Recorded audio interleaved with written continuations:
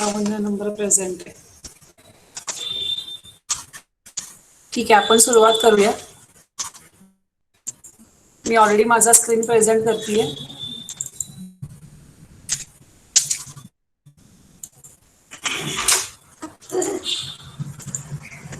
चला, आज आपल्याला लेसन नंबर 5 सुरू करायचा आहे. लेसनचं नाव आहे इनसाइड द ॲटम, म्हणजे ॲटमच्या आतमध्ये काय आहे. ओके, सो आपण सुरुवात करूया. आता मी इथे काही चित्र टाकलेली आहेत. Question is, what is the smallest thing of which the following objects are made up of. म्हणजे या चित्रामध्ये सगळ्यात पहिले तुम्हाला काय दिसतंय? एक वॉल. वॉल.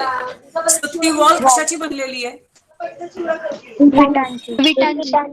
विटांनी. आहेत, ब्रिक्स वापरून ती वॉल बनवलेली आहे. म्हणजे ब्रिक्स लागतात आपल्याला वॉल बनवण्यासाठी, राईट. मग त्या कोणत्याही प्रकारचे असतील, पण ब्रिक्स शिवाय वॉल बनत नाही. भिंत आपण बांधू शकत नाही. आजकाल व्हरायटी प्रकारच्या ब्रिक्स मिळतात. ओके, सो या आपल्या नॉर्मल लाल मातीच्या ब्रिक्स आपण इथे घेतलेल्या आहेत. दुसरं चित्र काय आहे? वॉटर. वॉटर. मग वॉटरचे कोणते कोणते सोर्सेस आहेत वॉटरचे? कुठून कुठून आपल्याला वॉटर मिळतं? डॅम. डॅम. तुम्ही सोर्सेस काय काय शिकलेले आहात? हा, हे सगळे मॅनमेड सोर्सेस आहेत. मी तुम्हाला नॅचरल सोर्सेस विचारते वॉटरचे. रिव्हर. रिव्हर. अजून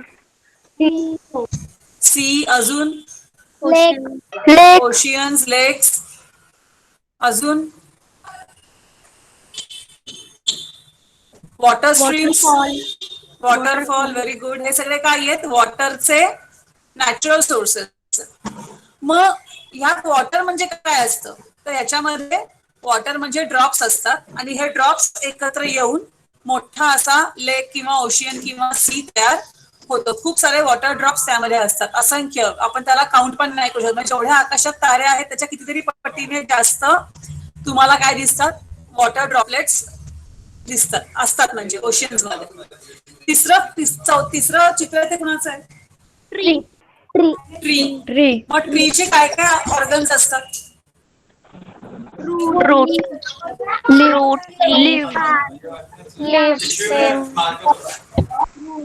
बरोबर आहे. काय काय असतं? फ्रुट्स असतात, स्टेम असते, लीव्स असतात, रूट्स असतात.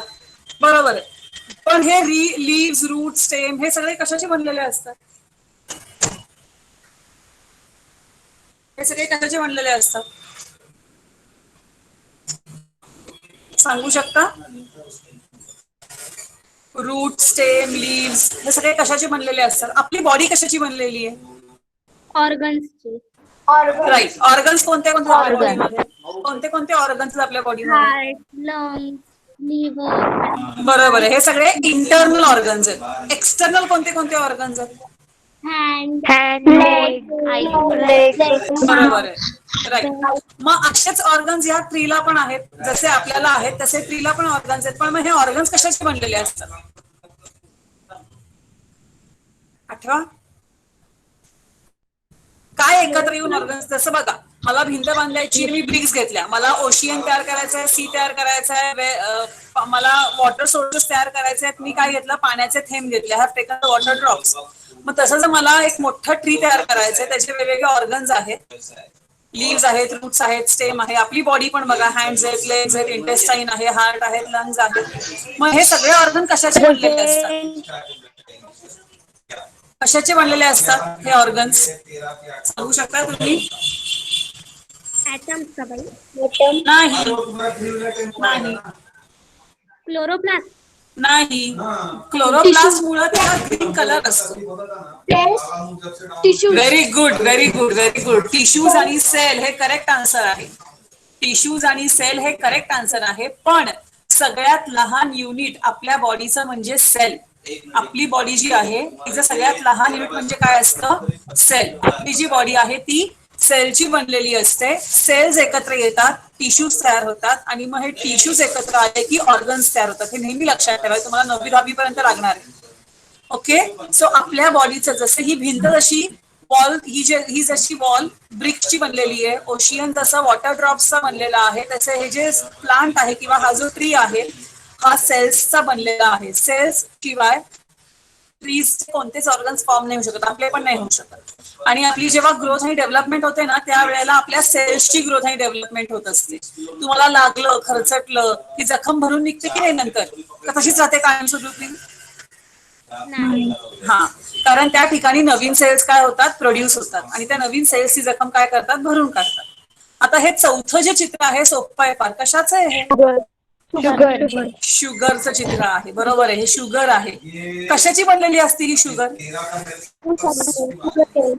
बरोबर आहे, उसाच्या रसापासून ही शुगर बनवतात. पण मग शुगरचे असे मोठे मोठे खडे आहेत का हे? नाही, स्मॉल स्मॉल स्मॉल स्मॉल आहेत ना, सगळे असे लहान लहान पार्टिकल्स. मग हे जे पार्टिकल्स आहेत, हे सगळे जे पार्टिकल्स आहेत, हे सगळे पार्टिकल्स शुगरचे आहेत. बरोबर आहे. तुम्हाला माहिती आहे का की शुगर म्हणजे नेमकी काय? जसं वॉटर म्हणजे H2O, वॉटर म्हणजे H2O. ब्रिकचा फॉर्म्युला, कारण ब्रिक ही सॉइल पासून बनलेली असते, किंवा प्लांट्सचा पण आपण असा फॉर्म्युला वगैरे काही सांगू शकत नाही, केमिकल फॉर्म्युला. वॉटरचा केमिकल फॉर्म्युला H2O आहे. तसं तुम्हाला शुगरचा माहिती आहे का काय केमिकल फॉर्म्युला आहे ते? शुगर ही एक प्रकारचा केमिकल आहे, त्याचा फॉर्म्युला तुम्हाला माहिती का शुगरचा फॉर्म्युला?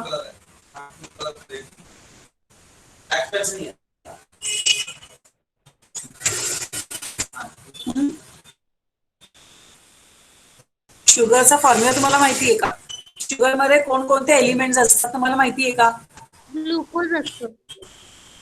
शुगर म्हणजे ग्लुकोज, बरोबर आहे. पण त्याचा फॉर्म्युला काय, त्यामध्ये कोणकोणते एलिमेंट्स असतात? Hydrogen, nitrogen, carbon, phosphorus, sulphur, chlorine, bromine, iodine, यातले कोणते कोणते एलिमेंट्स असतात शुगर मध्ये? तुम्ही शुगर रोज खाता, दुधामध्ये तुम्ही चहा, दूध, कॉफी जे काय पित असतात त्यात तुम्ही साखर कंपल्सरी घालता, किंवा आई पण वेगवेगळ्या डिशेस बनवताना, स्वीट डिश बनवताना कंपल्सरी शुगर वापरते. मग तुम्हाला कधी प्रश्न नाही पडला का की शुगर म्हणजे नेमकी काय? हे तुम्हाला माहिती आहे की शुगर ही शुगर केन पासून बनते, उसापासून बनते, ही चांगली गोष्ट आहे, तुम्हाला ही गोष्ट माहिती आहे. पण शुगर नेमकी काय असते? शुगर मध्ये नेमकी काय असतं? तर शुगरला आपण इंग्लिशमध्ये सुक्रोज असं म्हणतो, किंवा त्याला ग्लुकोज असं पण म्हणतात. वेगवेगळे प्रकार असतात शुगरचे. ही जी शुगर आहे जी नॉर्मल असते तिचा फॉर्म्युला आहे C6H12O6. C6 म्हणजे 6 कार्बन, H12 म्हणजे 12 हायड्रोजन, आणि O6 म्हणजे ऑक्सिजन पण 6 ऍटम्स, असे एकत्र येऊन ही शुगर तयार होते. तुम्ही कधी असा प्रयोग केलाय का की शुगर तुम्ही कधी जाळली का गॅसवर? हो. काय होतं मग? काय होतं? मेल्ट होते. काळी होते. बाय ते काळी का होते ती? काळी का होते शुगर? कार्बन त्याच्यामध्ये कार्बन कार्बन असतं म्हणून. हा, कारण बघा आता मी तुम्हाला फॉर्म्युला सांगितला की शुगर कार्बन आहे, हायड्रोजन आहे आणि ऑक्सिजन आहे. मग यातला हायड्रोजन आणि oxygen in the form of water vapour जाळल्यावर बाहेर निघून जातात आणि काळ्या रंगाचा कार्बन फक्त शिल्लक राहतो. काय झालं? बाई एका मुलीला जॉईन व्हायचंय, तिला होता येत नाहीये. एक मिनिट थांबा.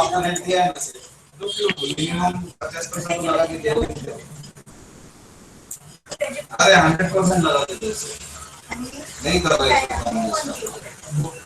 प्रिंटिंग का जॉब सब ठोक के दे दो. ओके, करायची सुरुवात. हो बाई. तर ही जी शुगर आहे ही शुगर ज्यावेळेला आपण जाळतो ना, तर त्या शुगर मधला जो हायड्रोजन आणि ऑक्सिजन आहे त्याचे वॉटर वेपर्स तयार होतात, पाण्याची वाफ तयार होते आणि ती निघून जाते. म्हणून जेव्हा तुम्ही शुगर जाळताना तेव्हा तडतड असा आवाज येतो. तडतड आवाज आला म्हणजे काय होतं, पाणी बाहेर पडलं आणि खाली फक्त शिल्लक होतो म्हणजे काळ्या रंगाचा कार्बन. राईट.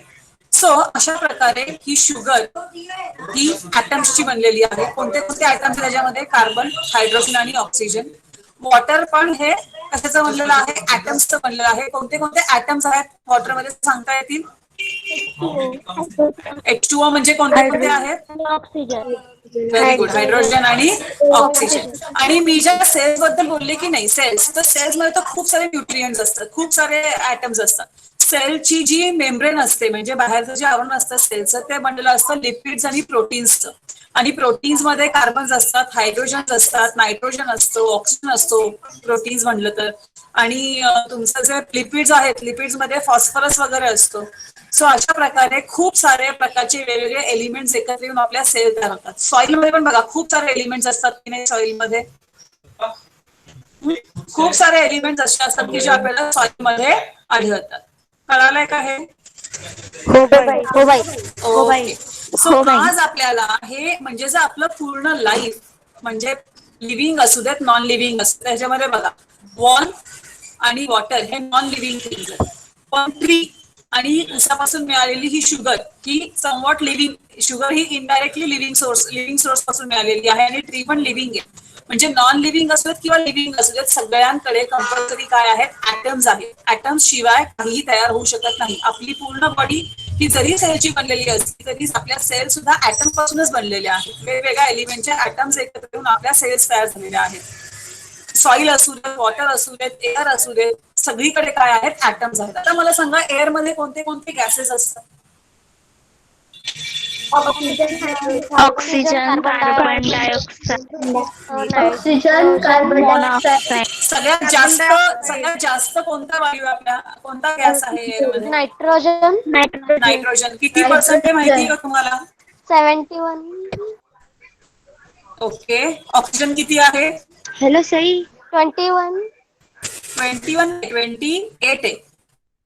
सॉरी 28% ऑक्सिजन आहे, 71% नायट्रोजन आहे आणि उरलेले एलिमेंट्स आहेत ते 1% म्हणजे कार्बन डायऑक्साइड आहे, वॉटर वेपर पण असते हवेमध्ये, हायड्रोजन आहे, इनर्ट गॅसेस आहेत.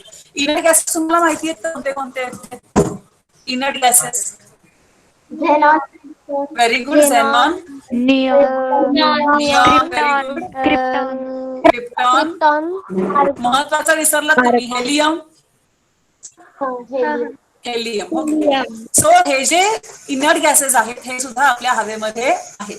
तो आपली हवा पण पूर्णपणे एलिमेंट्सनी बनलेली आहे आणि सगळे एलिमेंट्स हे ऍटम्सनी बनलेले आहेत. सो आता आपल्याला ऍटम्स बद्दलची माहिती घ्यायची आहे. आता बघा सगळ्यात पहिली गोष्ट ऑब्जेक्ट. आता तुम्ही बसलेले आहात तुमच्याकडे पुस्तक असेल वही असेल पेन्सिल असेल राईट कंपास बॉक्स असेल तुम्ही घरी आहात घरामध्ये टेबल खुर्ची असते किंवा बरेचशी गोष्टी असतात म्हणजे खूप सारे ऑब्जेक्ट आपल्या घरामध्ये असतात राईट. हे ऑब्जेक्ट कशाचे बनलेले असतात? मॅटरचे बनलेले असतात. लक्षात ठेवा ऑब्जेक्ट म्हणजे काय त्याला पर्टिक्युलर शेप आहे तर आपण ऑब्जेक्ट असं म्हणतो आणि ऑब्जेक्ट हा कशाचा बनलेला असतो? मॅटरचा बनलेला असतो. मॅटर म्हणजे काय जे रॉ मटेरियल आपण वापरतो कोणताही ऑब्जेक्ट बनवण्यासाठी त्याला आपण मॅटर असं म्हणतो राईट. सो मॅटर एअर पण मॅटर आहे. Okay. So matter is nothing but anything which has mass and occupies space. म्हणजे अशी कोणतीही वस्तू की जिला मास आहे आणि जी स्पेस ऑक्युपाय करते त्याला मॅटर असं म्हणतात. मग हवा म्हणजे एअर सुद्धा काय आहे? मॅटर आहे because air has mass and air occupies space. तुम्ही कधी याचा प्रयोग केलाय का एअर हॅज अ मासचा? हो. काय केला प्रयोग सांग बरं. आता कोणतरी हो म्हणाली. काय प्रयोग केला तुम्ही? एअर हॅज अ मास हे तुम्हाला प्रूफ करायचे की एअरला मास आहे. एअर स्पेस ऑक्युपाय करते हे आपल्याला कशावरून समजतं? समजा आपण फुग्यामध्ये हवा भरली तर फुगा फुगतो की नाही? हो बाई. हा म्हणजे एअर काय करते? स्पेस ऑक्युपाय करते हे कळलं. पण मग आता एअरला मास पण असतं हे तुम्ही कसं सांगणार? एअर हॅज अ मास. आता कोणी हो म्हणली होती ना मगाशी हो बाई माहिती आम्ही केला होता प्रयोग. मग आठवा बरं काय प्रयोग तुम्ही केला असेल किंवा काय प्रयोग तुम्ही करू शकता एअर. तरी हो म्हणलं. हा जी कोणी हो म्हणली तिला येत आहे का? नाही तर मी सांगते. नाही बाई नाही येते मी चुकून दुसऱ्याला हो ओके म्हणलं. बर ठीक आहे. तर काय करायचं 2 बलून्स घ्यायचे आणि एक मोठा स्ट्रॉ घ्या किंवा एक 2-4 स्ट्रॉ एकमेकांना जॉईन करा. ठीक आहे. आणि काय करा 2 फुगे इक्वल भरायचे समान भरायचे म्हणजे हवा समान भरायची. दोन्ही फुग्यांमध्ये हवा सेम मटेरियलचे फुगे घ्यायचे दोघांमध्ये सेम हवा भरायची आणि दोनही फुग्यांना गाठ मारायची हवा भरल्यावर आणि त्या दोरी लावायची. दोरीची उंची पण समान पाहिजे हाईट सेम पाहिजे दोरीची. आणि आपण जो स्ट्रॉ घेतलेला आहे मोठा 1-2-3 स्ट्रॉ एकमेकांना अटॅच करा 2 टोकांना. म्हणजे आपण स्ट्रॉ अटॅच केले आपण 3 स्ट्रॉ अटॅच केले तर त्या 3 स्ट्रॉला आपण जे अटॅच केलेलं आहे त्याच्या दोनही टोकांना ते 2 फुगे जोडायचे. अशा प्रकारे जोडायचे की ते फुगे आपला बॅलन्स कसा असतो म्हणजे तराजू कसा असतो तसे ते समान पातळीत राहतील. हॉरिझॉन्टल प्लेन मध्ये समान पातळीत राहतील. आणि मग काय करायचं, हळूच एका फुग्याला पिन मारायची, त्याला पिन मारली की तो फुटतो, तो फुटला की त्यातली हवा बाहेर पडते, त्यातली हवा बाहेर पडली की लगेच ज्या फुग्यातली हवा आहे तशी आहे, ज्याला आपण फोडलेलं नाहीये, तो फुगा लगेच खालच्या बाजूला सरकतो, कारण त्याचं वजन जास्त होतं, कारण आपण एका फुग्यातली हवा काढून टाकली आणि एका फुग्यातली हवा आपण तशीच ठेवली. येत आहे लक्षात? आणि त्याच्यामुळे काय झालं की ज्याच्यातली हवा निघून गेली त्याचं मास कमी झालं, आणि ज्याच्याकडे हवा आपण तशीच ठेवलेली आहे त्याचं मास ऑटोमॅटिकली वाढलं, आणि त्या बाजूचा स्ट्रॉ काय झाला, खालच्या बाजूला सरकला. येत आहे का लक्षात? हो बाई. हो बाई. सो अशा प्रकारे मॅटर हॅज अ मास किंवा एअर हॅज अ मास हे आपण प्रूव्ह करू शकतो. मग आता हे मॅटर कशाचं बनलेलं असतं, तर matter is made up of molecules. जसं की तुम्ही आता म्हणला कार्बन डायऑक्साईड CO2 किंवा वॉटर H2O, हे सगळे मॉलिक्युल्स आहेत. किंवा हवेमध्ये जो ऑक्सिजन असतो तो O2 असतो, किंवा हायड्रोजन असतो तो H2O असतो. हे सगळे काय आहेत, मॉलिक्युल्स आहेत. So molecule is nothing but the combination of same atoms और कॉम्बिनेशन ऑफ डिफरंट ॲटम्स. म्हणजे वेगवेगळ्या प्रकारचे ॲटम्स किंवा एकाच प्रकारचे ॲटम्स एकत्र येऊन काय फॉर्म होतं, मॉलिक्युल्स फॉर्म होतात. राईट? आणि मॉलिक्युल्स हे कशाचे बनलेले असतात, फायनली ॲटमचे बनलेले असतात. कळतंय का हे? हो बाई. हो बाई. सो आपल्याला ह्या ॲटमचा शोध कसा लागला, ह्या ॲटमचा इतिहास काय आहे, याच्याबद्दल आज माहिती घ्यायची आहे. तर आपण आता सुरुवात करूया. ॲटम्स म्हणजे काय? तर ॲटम्स म्हणजे the smallest element of matter. म्हणजे आता आपण काय बघितलं, objects are made up of matter, matter is made up of molecules, and molecules are made up of atoms. Right? So मॅटरचा सगळ्यात लहानात लहान पार्टिकल, लहानात लहान कण म्हणजे काय, ॲटम. ओके. आणि ॲटमला तुम्ही आणखीन डिस्ट्रक्ट किंवा डिस्ट्रॉय करू शकत नाही. Okay. They are so small that 10 million feet on the head of a pin.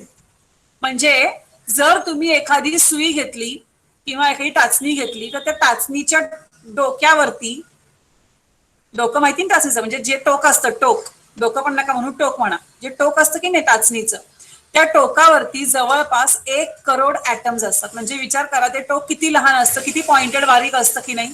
त्याच्यावर पण 1 करोड ॲटम्स बसू शकतात. इतकी ती स्मॉल साईज असते ॲटमची, खूपच स्मॉल.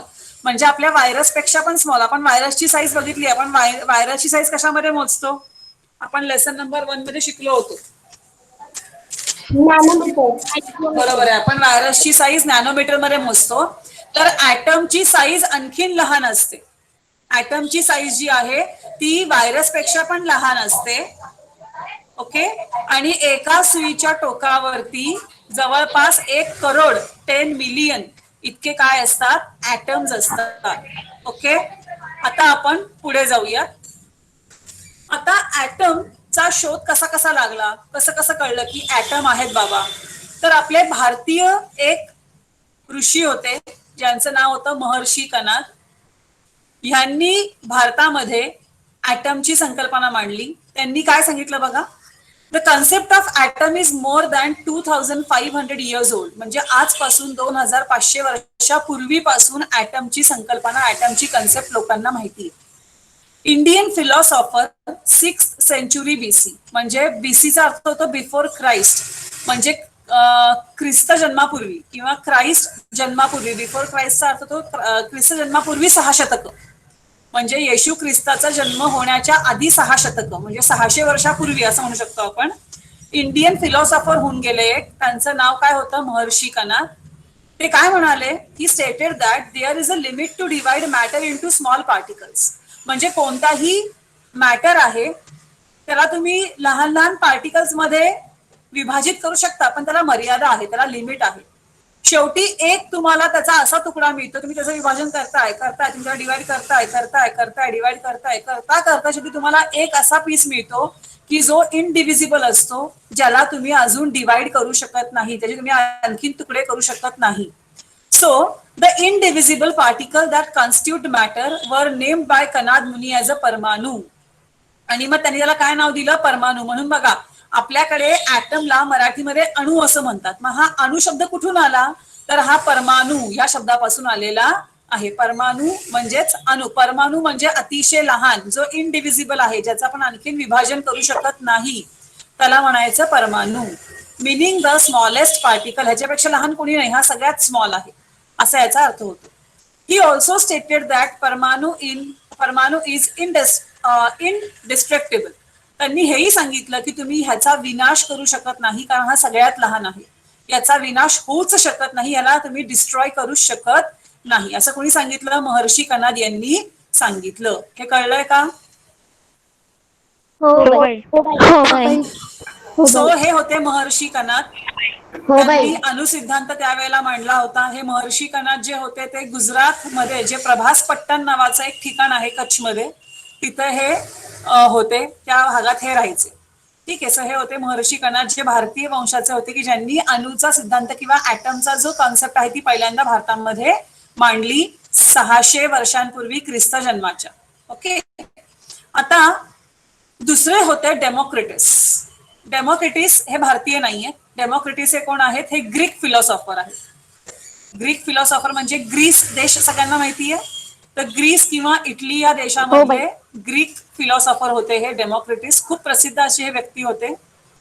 5th सेंचुरी BC म्हणजे ख्रिस्त जन्माच्या 500 वर्षापूर्वी, म्हणजे आपले जे महर्षी कणाद आहे त्यांच्या 100 वर्षानंतर म्हणूयात आपण.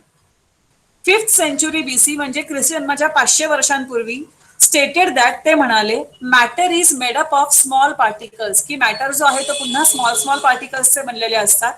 And this cannot be divide. आणि तो जो स्मॉलेस्ट पार्टिकल आहे त्याचं तुम्ही आणखीन विभाजन करू शकत नाही. म्हणजे जे महर्षी कणाद म्हणाले होते तेच सेम ह्यांनी पण स्टेटमेंट केलं. The smallest particle of the matter was named by Democritus as atom. मग त्यांनी त्या स्मॉलेस्ट पार्टिकलला काय नाव दिलं, ज्याचं तुम्ही आणखीन डिव्हिजन नाही करू शकत, त्यांनी काय नाव दिलं? ॲटम असं नाव दिलं. Atom, ATOM, atom. मग ॲटम नाव कसं आलं? तर ग्रीक भाषेमध्ये सगळ्यात लहान कणाला किंवा ज्याचं तुम्ही आणखीन विभाजन करू शकत नाही, की जो एंड पॉइंट आहे, ज्याचं तुम्ही आणखीन डिव्हिजन करू शकत नाही, त्याला ॲटोमॉस असं म्हणतात. ॲटोमॉस. आणि ह्या ॲटोमॉस या शब्दापासून ॲटम हा शब्द, जसं की मी तुम्हाला म्हटलं की परमाणू या शब्दापासून मराठीमध्ये अणु हा शब्द आला, तसं ग्रीक भाषेतल्या ॲटोमॉस या शब्दापासून ॲटम हा शब्द आला. कळलंय का हे? हो बाई. हो बाई. And atomos means the one which cannot be cut. म्हणजे ॲटोमॉसचा अर्थ काय होतो? की ज्याला आपण आणखीन कट करू शकत नाही, जो अविभाजित आहे. It's called as atomos. Okay. So अशा प्रकारे हे दोन खूप महत्वाचे सायंटिस्ट नव्हते, हे फिलॉसॉफर होते, म्हणजे तत्वज्ञ होते, की ज्यांनी काय केलं? ॲटमची ऍटलिस्ट कन्सेप्ट मांडली, की बाबा काहीतरी एक असा पार्टिकल आहे मॅटरचा, की तुम्ही जेव्हा मॅटरला डिवाइड करत जाता तर शेवटी तुम्हाला एक पार्टिकल मिळतो की ज्याला तुम्ही डिवाइड नाही करू शकत. मग जो पार्टिकल डिवाइड होऊ शकत नाही त्याला आपण ॲटोमॉस वरून ॲटम असं नाव त्यांनी त्याला दिलं. आणि त्यालाच आपल्या महर्षी कणाद जे आहेत त्यांनी काय नाव दिलं? त्यांनी नाव दिलं परमाणू असं नाव दिलं. म्हणजे which cannot B divisible, which cannot B divisible, म्हणजे त्याला तुम्ही आणखीन डिवाइड करू शकत नाही, त्याच्याला तुम्ही आणखीन विभाजित करू शकत नाही. आता हे सगळं जे झालं हे ख्रिस्त जन्माच्या 500 वर्षांपूर्वी झालं. मग मध्ये बराच गॅप पडला, खूप काळ गेला, मध्ये खूप काळ लोटला. आणि ह्या मधल्या काळामध्ये ॲटम वरती फार काही रिसर्च झाला नाही. आणि मग नंतर खूप वर्षांनंतर, म्हणजे बघा 1803 मध्ये, म्हणजे आजपासून अप्रॉक्सिमेटली आपण म्हणू शकतो की 200 वर्षांपूर्वी, 200 वर्षांपूर्वी एक ब्रिटिश शास्त्रज्ञ होते, त्यांचा फोटो आपण पुढच्या स्लाइडला घेतलेला आहे. एक ब्रिटिश सायंटिस्ट होते ज्यांचं नाव होतं जॉन डाल्टन. त्यांनी काय केलं? त्यांनी सगळ्यात पहिले आपल्या समोर मांडली ॲटॉमिक थेअरी. केव्हा मांडली? 1803, म्हणजे आजपासून जवळजवळ 217 218 वर्षांपूर्वी त्यांनी ही थेअरी मांडली. म्हणजे बघा, ख्रिस्त जन्मापूर्वी शोध लागलेला ॲटमचा, पण त्याच्यावर रिसर्च करायला खूप मध्ये काळ गेलेला आहे, खूप काळ मध्ये रिसर्च झालेलाच नाही ॲटम वरती. आणि डायरेक्टली 1803 मध्ये पहिली थेअरी मांडली गेली ॲटम बद्दलची. ओके. आणि ही कुणी मांडली? जॉन डाल्टन यांनी मांडली. त्यांनी काय सांगितलं की ॲटम हा असा दिसतो. काय तुम्हाला काय शेप वाटतोय? ह्याची कंपॅरिझन तुम्ही कोणत्या शेप बरोबर कराल? सर्कल. Is it circle? थोडा विचार करा नीट. Is it circle? Oval. Oval नाही. नीट विचार करा. काय शेप वाटतोय तुम्हाला? हा 2D आहे, दिसताना 2D दिसतोय, पण हा ऍक्च्युली 3D आहे. तुम्ही शाळेत खेळता ना, बॉल बॉल बॉलचा शेप आहे हा. मग डाल्टननी काय सांगितलं की ऍटम जो असतो ना तो बॉल सारखा आहे. पण तो बॉल कसा आहे, म्हणजे आपल्याकडे तुमच्या डोळ्यासमोर दोन प्रकारचे बॉल आणा. एक तर आपल्या खेळण्यातला बॉल, म्हणजे आपण जे डॉज बॉल खेळतो किंवा तुम्ही जे रबरी बॉल वापरता, क्रिकेट खेळणी किंवा प्लास्टिकचे बॉल वापरता, हा एक बॉल. आणि दुसरा बॉल म्हणजे तुम्ही एखादा लाडू डोळ्यासमोर आणा. लाडू बुंदीचा आणा, रव्याचा आणा, कोणताही लाडू आणा. ह्या दोन बॉलमध्ये काय फरक आहे? दोन प्रकारचे हे जे आपण ज्याला स्पियर्स म्हणतो, स्पियर म्हणजे गोल स्पियर, तर ह्या दोन स्पियर्स मध्ये काय फरक आहे? बुंदीचा लाडू आणि क्रिकेटचा रबरी बॉल, ह्या दोघांमध्ये काय फरक आहे?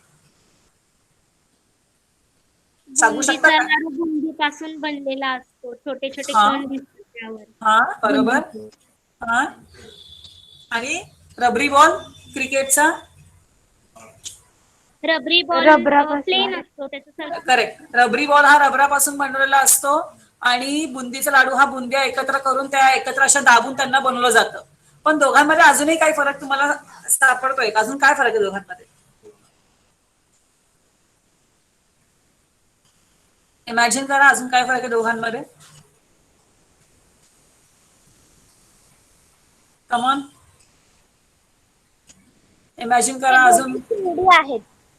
3D आहेत, बरोबर आहे. अजून मला फरक पाहिजे, मला साम्य नकोय. I want difference. अजून काय डिफरन्स तुम्हाला वाटतोय असावा? तुम्हाला सुचतंय का काही की बा हा पण डिफरन्स असला आहे याच्यामध्ये? क्रिकेटचा बॉल आतून कसा असतो? हा काय म्हणलीस?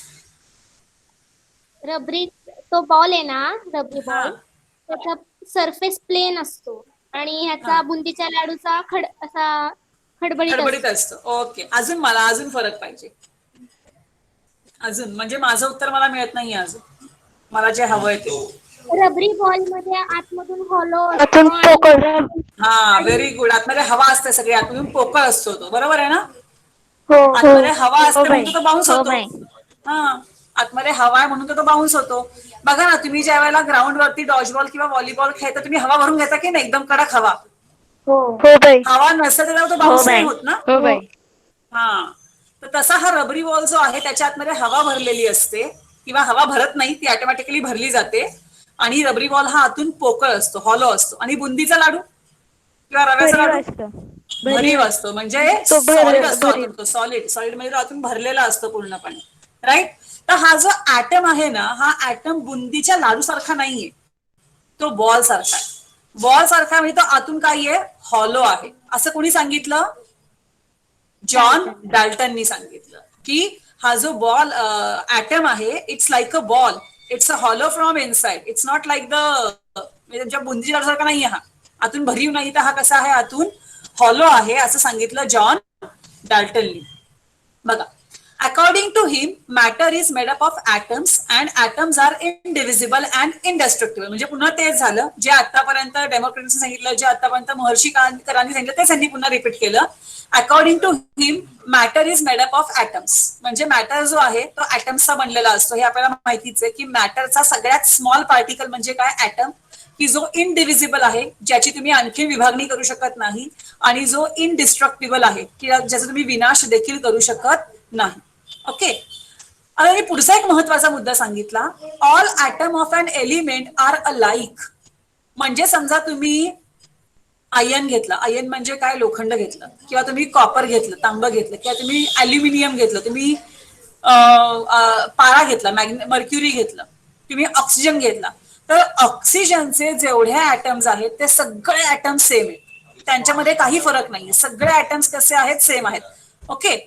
नंतर elements have different atoms with different mass. पण वेगवेगळ्या एलिमेंटचे ऍटम्स हे वेगळे वेगळे आहेत, कारण त्यांचे मास डिफरंट आहेत. ओके. आता हे मास बीस सगळं आपण नंतर इन डिटेल शिकणार आहोत. ऍटमचे मास वगैरे कसं मोजतात वगैरे सगळं आपण नंतर पाहणार आहोत. पण जॉन डाल्टननी काय सांगितलं तुम्हाला कळालं का हे? हो बाई. आता आपण जॉन डाल्टन, बघा हा तो सायंटिस्ट आहे जॉन डाल्टन.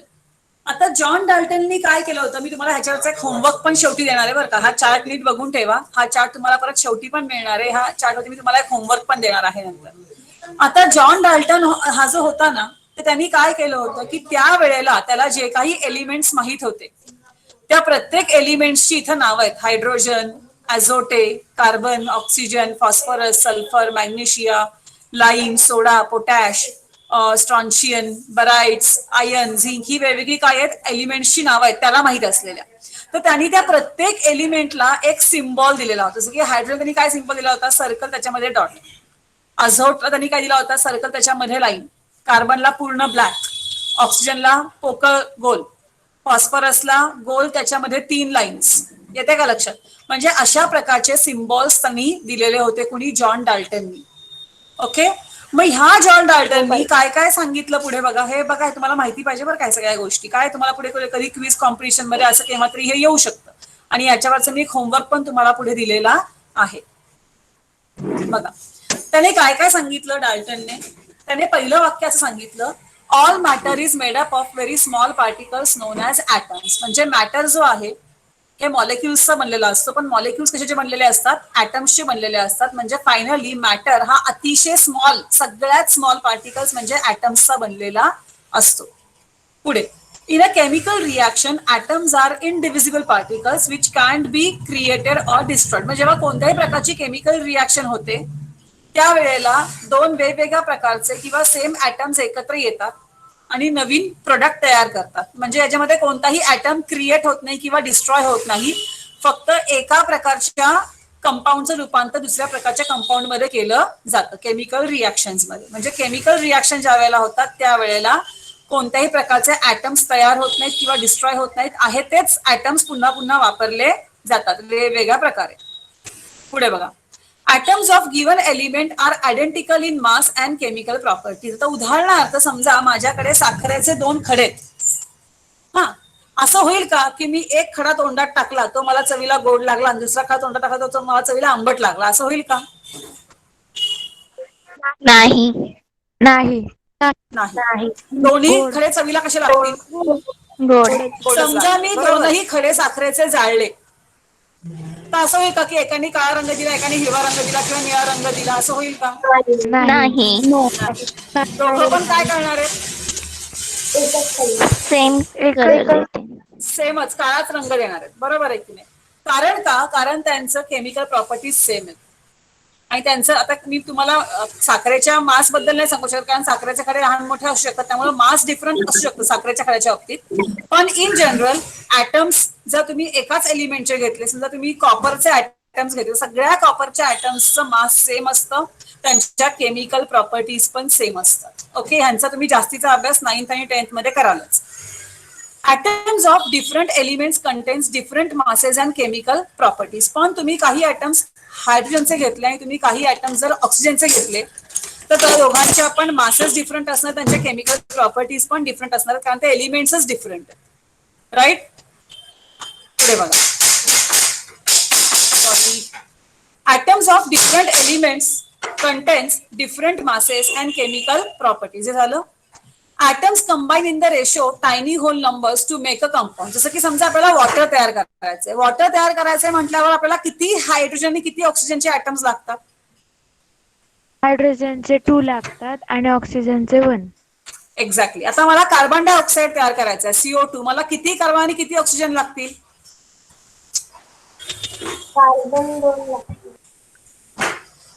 कार्बन 2 लागतील का?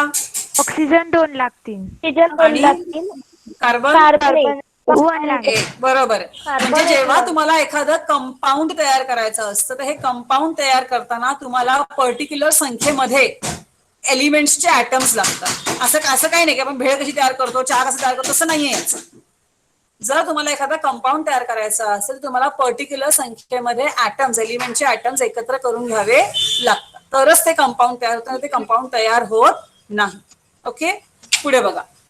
The relative number and types of atoms are constant in given compound. म्हणजे पुन्हा त्याचा अर्थ झाला की तुम्हाला जर एखादा कंपाऊंड तयार करायचं असेल तर त्यामध्ये तुम्हाला कोणत्या प्रकारचे किती ॲटम घ्यायचे आहेत यांची संख्या ठरलेली असते. तर हे सगळं जे आहे हे कुणी मांडलं?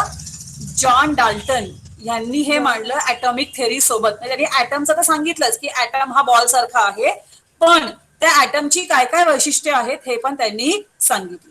कळालंय का हे? हो बाई. हो बाई. हो बाई. आता आपण पुढच्या थेरीकडे जाऊया. पुढची थेरी आहे Thomson's plum pudding model of atom. आता काय झालं की ह्याने सांगितलं की आबा डाल्टननी सांगितलं की हा जो ऍटम आहे हा ऍटम बॉल सारखा आहे, राईट, ऍटम बॉल सारखा आहे. पण थॉम्सन नावाचे जे सायंटिस्ट होते सर जे जे थॉम्सन, त्यांचं पूर्ण नाव सर जे जे थॉम्सन, बघा सर जे जे थॉम्सन जे होते हे सर जे जे थॉम्सन यांनी खूप महत्वाचा शोध लावला. त्यांनी खूप महत्वाचा शोध लावला तो म्हणजे इलेक्ट्रॉन्सचा. इलेक्ट्रॉन्स तुम्हाला माहिती आहेत, electrons are nothing but the negatively charge particles in an atom. तर सर जे जे थॉम्सन यांनी इलेक्ट्रॉन्सचा शोध लावला आणि मग इलेक्ट्रॉन्सचा शोध लावल्यानंतर त्यांनी एक कॅथोड रे ट्यूब तयार केली. पूर्वीच्या काळी जे टीव्ही यायचे किंवा पूर्वीच्या काळी जे कम्प्युटर्स यायचे त्यांच्या बघा असं मागच्या बाजूला असं मोठं असं काहीतरी ते हे असायचं ना, असं चौकोनी बॉक्स असायचं मागच्या बाजूला, बरोबर आहे ना. हो बाई. आजकाल फ्लॅट टीव्ही आणि फ्लॅट सगळे येतात, सीडी म्हणजे सगळे म्हणजे फ्लॅट स्क्रीनचे टीव्ही आणि कम्प्युटर्स येतात. पण आता पूर्वीच्या काळी असं नव्हतं. पूर्वीच्या काळी मागच्या बाजूला बॉक्स असायचा टीव्हीजना किंवा कम्प्युटर्सना, तर त्याच्या आतमध्ये काय असायची, कॅथोड रे ट्यूब असायची. ओके, सो ह्या कॅथोड रे ट्यूबचा शोध लावला होता सर जे जे थॉम्सननी आणि त्या ट्यूब मध्ये एक्सपेरिमेंट करत असताना त्यांना एक बीम दिसली जाताना, आणि ती बीम कशाची होती, इलेक्ट्रॉन्सची बीम होती. ठीक आहे, मग ही जी इलेक्ट्रॉन्सची बीम आहे ती इलेक्ट्रॉन्सची बीम त्यांना प्रश्न पडला की हे इलेक्ट्रॉन्स आले कुठून. मग त्यांच्या लक्षात आलं की ती जी बीम आहे ती बीम जी पास होत होती तिच्यामध्ये खूप सारे ऍटम्स होते आणि ह्या ऍटम्स मधून हे इलेक्ट्रॉन्स त्यांना दिसले होते. ओके, सो त्यांनी काय सांगितलं की हा द प्लम पुडिंग मॉडेल, त्यांनी असं का म्हटलेलं आहे. आता हा प्लम केक आहे समजा. प्लम्स म्हणजे काय तर मी तुम्हाला पुढचं चित्र दाखवून टाकते. हे फ्रूट दिसतंय तुम्हाला, हो बाई. ह्या फ्रूटला प्लम फ्रूट असं म्हणतात, प्लम फ्रूट. तर ज्या फॉरेन कंट्रीज आहेत, वेस्टर्न कंट्रीज म्हणजे युरोपियन कंट्रीज म्हणा किंवा अमेरिका वगैरे म्हणा, यांच्याकडे काय करतात जेव्हा क्रिसमस वगैरे येतो की नाही, नाताळ, तर क्रिसमस ज्या वेळेला येतो त्या वेळेला हे काय करतात, प्लम केक किंवा प्लम पुडिंग तयार करतात. म्हणजे काय करतात, हे जे प्लम, बाई आवाज नाही येते. तुम्हाला बाई कोणतरी आवाज म्यूट नाही केलंय बाई. येते. म्यूट केलं बाई तुम्हाला. बाई तुम्ही म्यूट आहे. बाई तुमचा आवाज मध्ये मध्ये तुटतोय.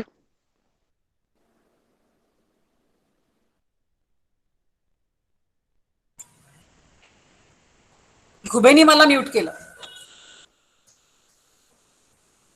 घुबे, बर, हा. तर पूर्वीच्या म्हणूनच आवाज काळी येत जे नव्हता युरोपियन कंट्रीज आहेत की पूर्वीच्या काही नाही अजूनही, पण ह्या ज्या युरोपियन कंट्रीज आहेत किंवा अमेरिकन कंट्री, अमेरिका वगैरे आहे, तर हे काय करतात ज्यावेळेला त्यांच्याकडे क्रिसमस असतो त्यावेळेला ते केक मध्ये हे जे प्लम्स आहेत, प्लम फ्रूट, ते वाळवून घालतात. तर ह्यांनी काय सांगितलं, थॉम्सन जे होते सर जे जे थॉम्सन यांनी काय सांगितलं, यांनी असं सांगितलं की त्यांनी प्लम पुडिंग मॉडेल सांगितलं ऍटमचं. याचा अर्थ असा होतो की जसं हा प्लम केक आहे समजा, तर प्लम केकच्या आतमध्ये हा सगळा मैदा आहे, केक आहे हा सगळा, आणि त्याच्या आतमध्ये हे प्लम्स आहेत, ब्राऊन कसे दिसतात ते काय आहेत, सगळे प्लम्स आहेत. तर ऍटम मध्ये सुद्धा हा जो मैद्यासारखा जो पांढरा भाग दिसतोय तुम्हाला, ते सगळे पॉझिटिव्ह भाग आहे सगळा, तो पॉझिटिव्ह क्लाउड आहे सगळा, तो म्हणजे ढग आहेत हे सगळे, पॉझिटिव्ह ढग आहेत हे सगळे, आलं लक्षात. आणि त्या पॉझिटिव्ह ढगांमध्ये हे जे प्लम्स आहेत त्या प्लम्स प्रमाणे इलेक्ट्रॉन्स तरंगतायत किंवा डिस्ट्रीब्यूट झालेले आहेत. त्याचं त्यांनी चित्र दाखवलंय बघा, की हा जो ऑरेंज पार्ट दिसतोय तुम्हाला, ब्राउनिश ऑरेंज पार्ट, हे सगळं काय आहे, हे सगळं पॉझिटिव्ह क्लाउड आहे, सगळा हा पॉझिटिव्ह मॅटर आहे. आणि त्या पॉझिटिव्ह मॅटर मध्ये हा निगेटिव्ह जे इलेक्ट्रॉन्स आहेत ते तरंगत आहेत. सो अशा प्रकारचं मॉडेल सांगितलं आपल्याला सर जे जे थॉम्सन यांनी सांगितलं. So the plum pudding model of atom put forth by Sir J.J. Thomson in the year 1904, म्हणजे 1904 साली त्यांनी हे मॉडेल आपल्या समोर मांडलं. आता ह्याच्या आधी आपण काय बघितलं की हे जे होते डाल्टन यांनी काय केलं होतं, 1803 बघा, हा 1803, आणि त्याच्यानंतर 100 वर्षांनी बघा 1904 मध्ये, म्हणजे 100 वर्ष गेली मध्ये, 100 वर्षांनंतर सर जे जे थॉम्सन यांनी काय केलं, प्लम पुडिंग मॉडेल आपल्या समोर आणलं. म्हणजे बघा किती 100 वर्ष पुन्हा अजून मध्ये गेली पुढचं मॉडेल येण्यासाठी. म्हणजे किती रिसर्च चालला होता याच्यावरती आणि शोध लागत नव्हता. म्हणजे इतका हा अभ्यास करणं अवघड होतं. पण असं माईक चालू आहे, बंद करा. According According to this model, the positive charge is distributed throughout the atom and the negatively charged electron are embedded in it. म्हणजे काय आहे तर पूर्ण या ऍटमच्या आतमध्ये हा ऍटम बॉल सारखा आहे हे लक्षात ठेवा. तर ह्याच्यामध्ये पूर्ण पॉझिटिव्ह चार्ज भरलेला आहे आणि त्याच्या मध्ये मध्ये काय आहे निगेटिव्ह चार्ज पण आहे. पण पॉझिटिव्ह चार्जचा इफेक्ट आणि निगेटिव्ह चार्जचा इफेक्ट हा इक्वल आहे. म्हणजे जेवढा इफेक्ट पॉझिटिव्ह चार्जचा आहे तेवढाच इफेक्ट निगेटिव्ह चार्जचा आहे आणि त्याच्यामुळं ओव्हरऑल ऍटम काय आहे न्यूट्रल आहे. त्याच्यावर कोणताही चार्ज नाहीये ना पॉझिटिव्ह ना निगेटिव्ह. कारण पॉझिटिव्ह निगेटिव्हला कॅन्सल करतोय निगेटिव्ह पॉझिटिव्हला कॅन्सल करतोय कारण दोघांच्या चार्जची व्हॅल्यू इक्वल आहे. असं कोणी सांगितलं सर जे थॉम्सन यांनी सांगितलं. So according to this model the positive charge is distributed throughout the atom and the negatively charge electrons are embedded in it. Embedded म्हणजे त्यामध्ये रवले गेलेले आहेत. The distributed positive charge is balanced by the negative charge on the electrons. म्हणजे जेवढा positive charge आहे तेवढा सगळा positive charge हा निगेटिव्ह चार्ज काय केलेला आहे बॅलन्स केलेला आहे. त्याला समपातळीत ठेवलेला आहे आणि therefore an atom is electrically neutral. आणि त्यामुळे ॲटम हा काय आहे न्यूट्रल आहे. त्याच्यावर कोणताही चार्ज नाही. येत आहे लक्षात. ॲटम वरती ना पॉझिटिव्ह चार्ज ना निगेटिव्ह चार्ज आहे कारण दोघंही चार्ज एकमेकांना काय करतात बॅलन्स करतात. एकमेकांशी ते समपातळीत आहेत. कळतंय का हे? हो बाई. सो अशा प्रकारे थॉम्सन जे होते सर जे थॉम्सन त्यांनी त्यांचं प्लम पुडिंग मॉडेल ॲटमचं आपल्या समोर मांडलं. आता इथे मी तुम्हाला दाखवलेलं आहे हे प्लम फ्रूट आहे. मुद्दाम मी इथे पिछी टाकली तुम्हाला कळावं. हे आपल्याकडे फारशी मिळत नाहीत प्लम फ्रुट्स. मिळतात अगदीच मिळत नाही असं नाही पण आपल्याकडे खाल्ली जात नाही ही प्लम फ्रुट्स. आणि असं त्यांनी ॲटमचं मॉडेल दाखवलं की बाबा हे जे पिंक दिसतंय तुम्हाला हे सगळं पॉझिटिव्ह चार्ज आहे आणि हे जे तुम्हाला दिसतात गोळे गोळे मध्ये मध्ये येलो कलरचे हे सगळे काय आहेत. हे सगळे काय असतील सांगा बरं. Negative charge. निगेटिव्ह चार्ज म्हणजे इलेक्ट्रॉन्स. हा निगेटिव्ह चार्जला इलेक्ट्रॉन्स म्हणायचं आणि हे नाव सर जे थॉम्सन यांनीच दिलेलं आहे. इलेक्ट्रॉन्स म्हणजे निगेटिव्ह चार्जला इलेक्ट्रॉन्स हे नाव कुणी दिलेलं आहे सर जे थॉम्सन यांनीच दिलेलं आहे. कळलंय का हे? हो बाई. आता आपण पुढे जाऊया. थोडस आपण माहिती घेऊया. हे बघा हे असं प्लम पुडिंग असतं आणि हे प्लम्स असतात ड्राय प्लम्स हे असे. Plum pudding or a plum cake is a sweet dish prepared during Christmas. In old times, this dish was made in Western countries by adding pieces of dried fruit called plum. म्हणजे आपण मगाशी plum फळ बघितलेलंच आहे already. हे plum फळ ह्याला वाळवतात आणि ह्याला वाळवून असं करतात. असं बनतं हे.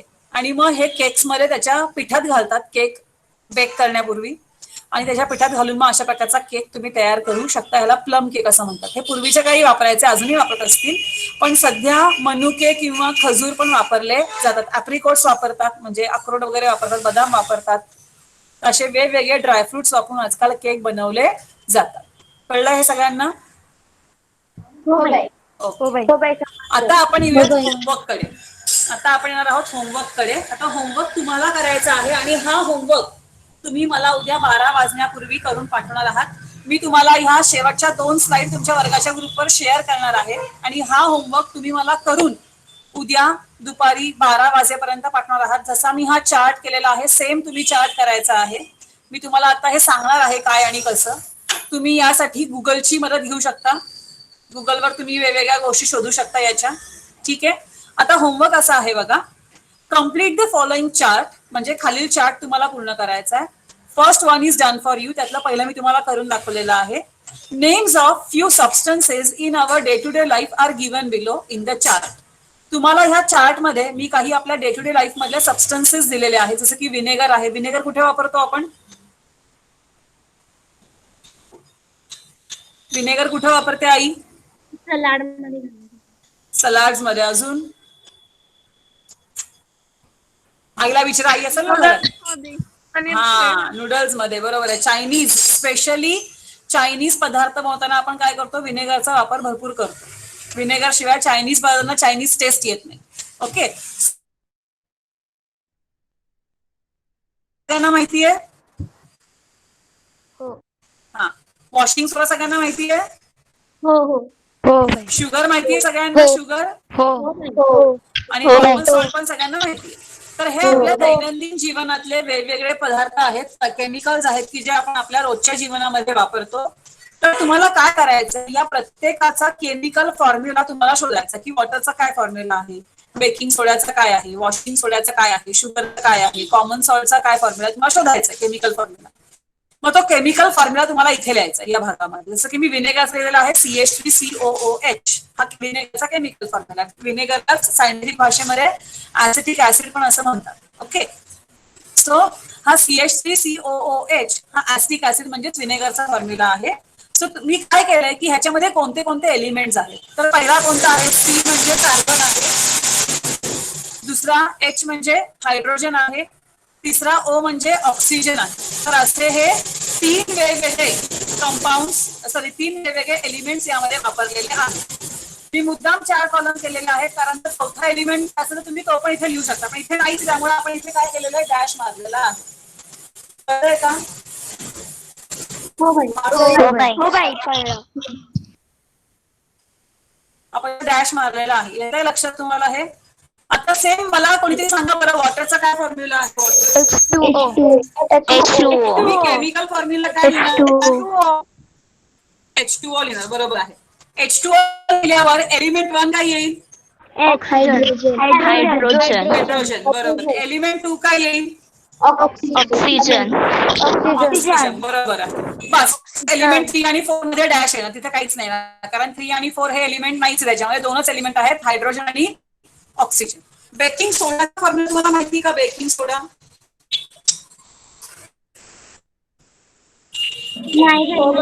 बरं मी सांगते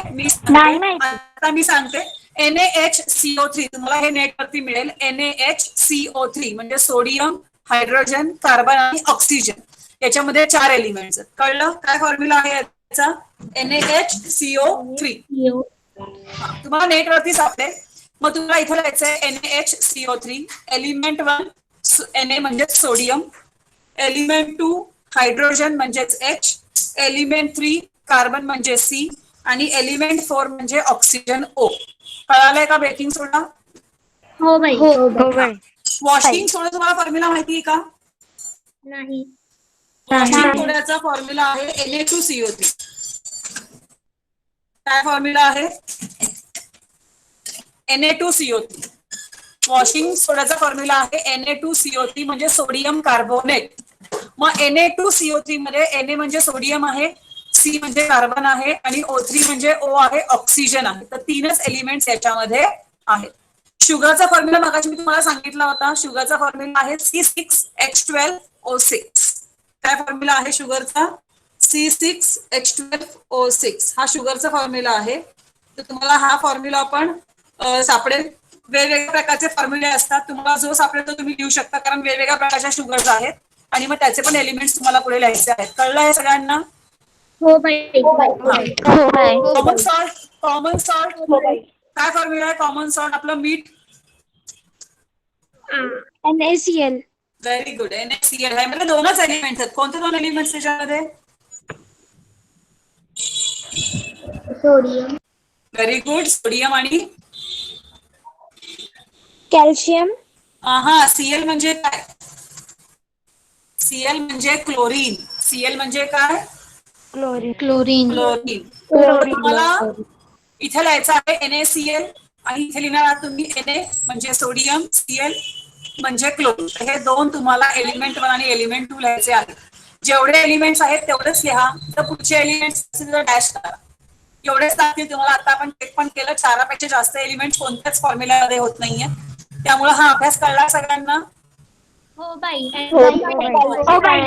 अभ्यास छान वहीत करा, तुमच्या रंगीत टेबल करा, छान सगळं छान लिहून मला फोटो काढून पाठवा. ठीक आहे? हा झाला पहिला अभ्यास. आता आणखीन एक अभ्यास देणार आहे मी तुम्हाला, मगाशी म्हटल्याप्रमाणे. इथे मी काय केलेलं आहे तो मगासचा चार्ट पुन्हा इथे दिलेला आहे. Following is the chart of symbols of elements given bye John title. म्हणजे जॉन टायटलनी हे सिम्बॉल्स लिहिले होते एलिमेंट्सना. किती एलिमेंट्स आहेत? 1 2 3 4 5 6 7 8 9 10 10 10 20 एलिमेंट्स इथे आहेत. तर तुम्हाला काय करायचंय, तुम्हाला त्यांची आजची नावं लिहायची आणि तुम्हाला त्यांचे आज आपण वापरतो ते सिम्बॉल पण लिहायचे. ओके, जसं की हायड्रोजनला आपण H वापरतो, मी इथे एक एक्झाम्पल करून दाखवतो तुम्हाला कसं लिहायचंय. फॉर एक्झाम्पल सल्फर आहे समजा.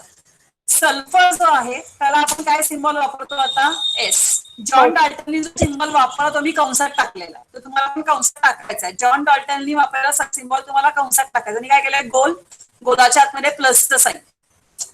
ओके, आता हे लाईम, सोडा, पोटॅश, काय माझ्या ताईचा तास आहे तर मी लेफ्ट ठेवू.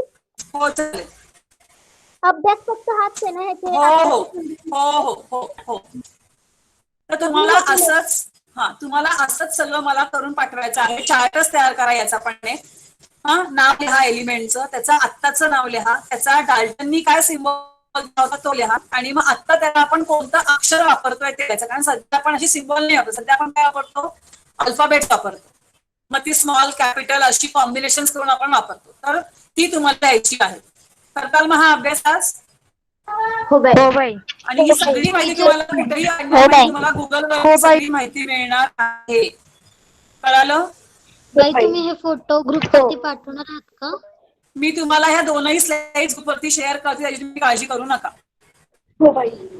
दोनही स्लाइड मी अभ्यासाची तुमच्या ग्रुपवरती शेअर करते. फक्त उद्या 12 वाजण्याच्या आत मला अभ्यास तुमचा मिळाला पाहिजे. हो बाई. चालेल बाई. सगळ्यांना कळलं हे इथपर्यंत? हो बाई. ओके. आज आपण इथे नंबरवर टाकायचं का? हो, माझ्या पर्सनल नंबरवर टाका, ग्रुपवर नका टाकू अभ्यास. बर. ठीक आहे. आणि छान करा व्यवस्थित पूर्ण. म्हणजे आपण तुम्हाला हे उपक्रमात तुमच्या हे घेऊ शकतो ऍक्टिव्हिटी मध्ये. ओके. हो बाई. हो बाई. हो बाई. मग आपण आता थांबूयात आज इथे, आणि आपण पुन्हा भेटणार आहोत पुढच्या गुरुवारी, आणि पुढचा लेसन आपण कंटिन्यू करणार आहोत. ओके. हो बाई. ओके. तुम्ही लेफ्ट. नमस्ते बाई. नमस्ते. नमस्ते बाई. नमस्ते बाई. नमस्ते. बाई नमस्ते. नमस्ते. नमस्ते. नमस्ते बाई. नमस्ते बाई. नमस्ते.